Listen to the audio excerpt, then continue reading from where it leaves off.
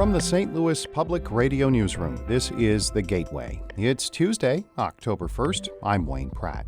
Ahead, Native American tribes with ancestral links to Cahokia Mounds say making it a national park would help preserve the ancient mounds in Illinois for future generations. I want my grandchildren and their children to be able to go up there. I want them to be able to go to that spot and see what I see. St. Louis Public Radio's Mary Leonard talks to Native Americans about the proposed Cahokia Mounds National Park. First, the news. A controversial housing development in St. Charles near the Katy Trail has cleared its last major hurdle.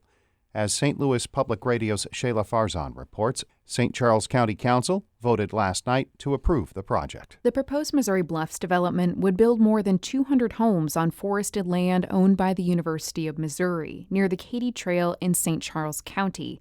The St. Charles County Planning and Zoning Commission rejected the proposal twice in the past year and a half, citing concerns over increased traffic, lack of parking, and the steepness of the roads. But the St. Charles County Council overrode that decision last night, voting to approve the project.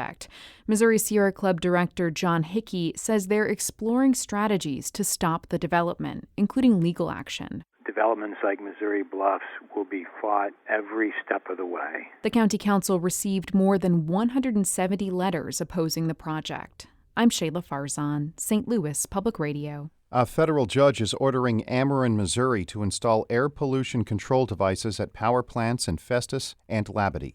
U.S. District Judge Rodney Sippel's decision follows his 2017 ruling that Ameren violated the Clean Air Act by upgrading equipment at the Rush Island Energy Center. That upgrade caused increased sulfur dioxide emissions, a toxic gas that can cause asthma. Sierra Club Representative Andy Knott says the ruling is a victory for human health and the environment. It's really just time for Ameren to move on and stop dragging its feet and clean the air that hundreds of thousands of people in the region are breathing. Ameren spent about $600 million to install sulfur scrubbing devices at its West Alton plant in 2010. A spokesperson for the company says it plans to appeal yesterday's ruling. Amateur astronomers are installing devices throughout Missouri to measure how much artificial lighting brightens the night sky. As St. Louis Public Radio's Eli Chen reports, the Missouri chapter of the International Dark Sky Association wants to help people observe stars more clearly. The group is concerned about how artificial lighting at night affects stargazing, human health, and animals like moths that are sensitive to light. So they're placing devices called sky quality meters at a dozen sites, including Bromelsick Park in Defiance and Jefferson College in Hillsborough. Chapter President Don Ficken says many areas of the Midwest are still very dark, but satellite imaging shows that light pollution in the U.S. is increasing. It's like a light tsunami heading our way, and I think it's going to go over us and go into Kansas and continue on. So if we can slow it down, that's a really good thing. Ficken wants to use the data to encourage state and city officials to reduce light pollution. I'm Eli Chen, St. Louis Public Radio. Thanks for listening to The Gateway. Help us spread the word. Tell your friends you listen, or just write a review on iTunes, Stitcher, or wherever you get your podcasts. And thanks. Native American tribes with ancestral links to Cahokia Mounds support legislation to make the ancient mounds in Illinois a national park. The 2,200-acre historic site in Collinsville protects more than 70 mounds built by the ancient Mississippians 1,000 years ago. St. Louis Public Radio's Mary Leonard has the story. Members of the Chickasaw Nation of Oklahoma are at Cahokia Mounds demonstrating stomp dance, a tradition the tribe has passed down for generations. The Chickasaws trace their ancestry to the ancient Mississippians, who built and lived atop earthen structures at Cahokia Mounds and throughout much of what is now the Midwest and southeastern United States. Angela Griffin of Belleville is in the audience on a recent Saturday, learning about her Chickasaw heritage. She says visiting Cahokia Mounds has become more meaningful as she delves into her own family history. I used to come here as a child when I was in school, but just on a field trip. I'm looking at it in a different light. Griffin says Cahokia Mounds has never gotten the recognition it deserves as one of the world's most significant cultural sites. but she believes that could change if the site becomes a national park. I feel that that is one thing that would benefit not only the Chickasaw Nation or any of the other Indian nations for giving a piece of history, for our children. Native American tribes that can trace their ancestries to the Mississippians no longer live near the mounds the ancients built, one basketful of dirt at a time.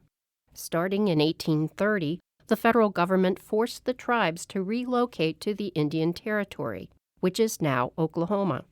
Scott Bighorse of the Osage Nation says the proposed Mississippian Culture National Historic Park would better preserve and protect the mounds for future generations. I want my grandchildren and their children to be able to go up there and see. And when they go back and they read some of the things that I have written down throughout my lifetime, and I want them to be able to go to that spot and see what I see. In 2009, the Osage bought Sugarloaf Mound in South St. Louis, the last surviving mound in the city. Sugarloaf is one of hundreds of satellite mounds that once surrounded Cahokia, and it's part of the proposed park.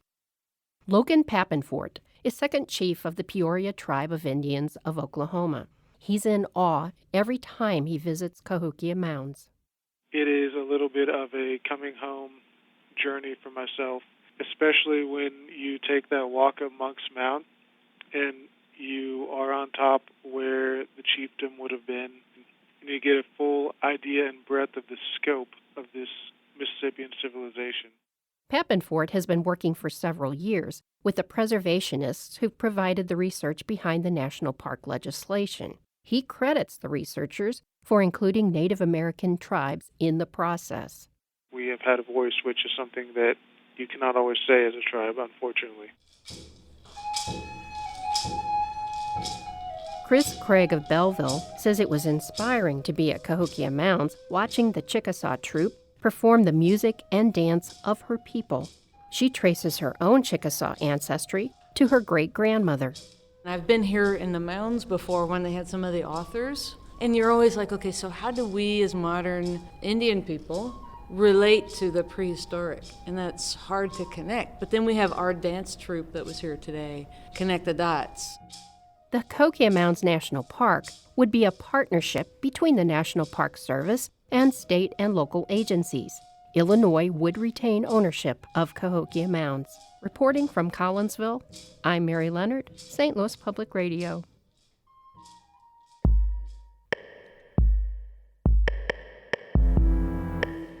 Our David Casares edited that report, and it's the final story from Mary Leonard as a full-time reporter at St. Louis Public Radio. She's been with us for more than 5 years after spending decades at newspapers and online outlets throughout the region. She's a great reporter, fantastic colleague, and wonderful person. We wish her all the best as she moves on to a new chapter. I'm Wayne Pratt, and from the St. Louis Public Radio Newsroom, this has been The Gateway. Support comes from the Missouri Forest Products Association, providing more than 41,000 jobs in the production of wood pallets, railroad ties, white oak barrels, hardwood floors, and more. Details at choosewood.com.